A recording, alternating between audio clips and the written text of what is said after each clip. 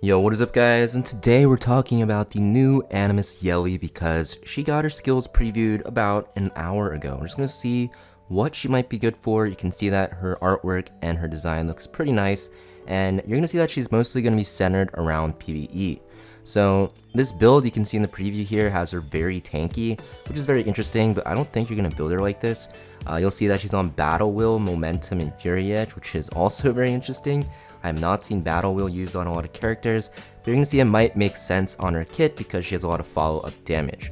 So her S1, it's a single target attack with a chance to steal a buff. I know it went super fast. I don't know why they keep doing this. Why do they keep making like the skill previews? Like, why does the skill stay on screen only for like half a second? So I'm gonna try to pause it here. You'll see that her S1, it's single target attack.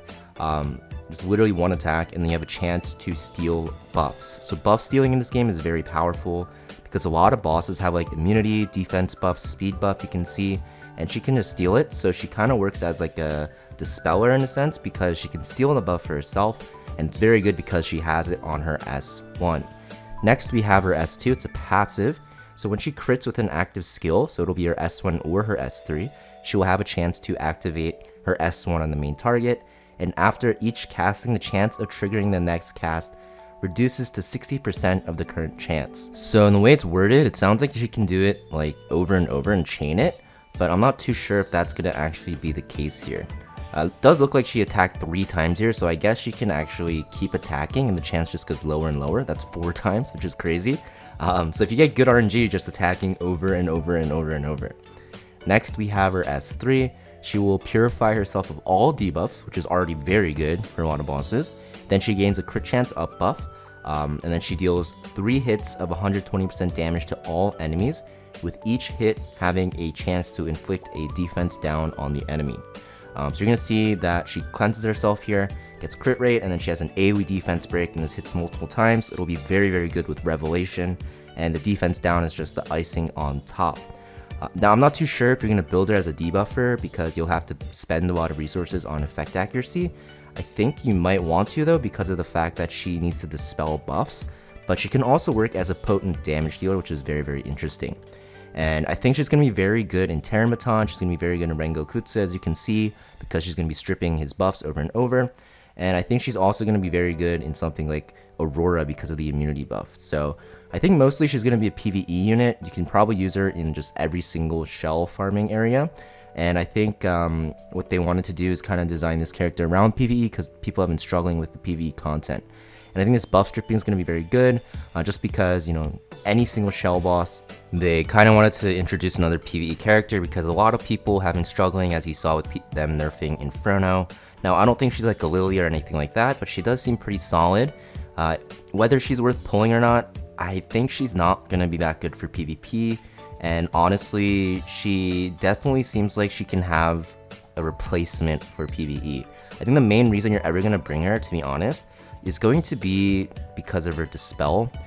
Just because it's going to be hard to build her enough to actually reliably land your defense down. So if you look at her S3 here, the defense down chance, oh my god, if I can actually pause it, you can see that, you know, it doesn't get amplified by anything like Holden's. So basically, like, you're gonna see from the build that they even have, they don't really have effect accuracy, so it's not really reliable to have her defense down. But for her S1, Dispelling, you don't really need that much effect accuracy because you're hitting so often, so you'll eventually steal it. But your S3, I think it only hits 3 times, right? And it's a very low chance to inflict the defense down, so it's going to be a lot harder to land this. So most likely you'll just build her on it as like a damage dealing like dispeller. But there's a lot of characters that can actually do that, right? You have like Viper, you have like Holden and stuff like that. So is she a must have? I don't think she's really a must have. Obviously, if you get her, she'll be very good because, like they showcase, she's going to be very good in shell farming because a lot of the bosses have really annoying buffs, especially Rengokutsu. But I don't think she's really necessary, right? People are clearing this without her, and I think as people get stronger on their account, because they'll be able to farm Teramaton now and Nikonana, you'll be able to bring in other units and win. So yeah, I think she's like a character that you don't need to pull. If you like her design, go for it. Me personally, I think I might try to pull for her because I do want to try to have something that can dispel consistently and do a lot of damage.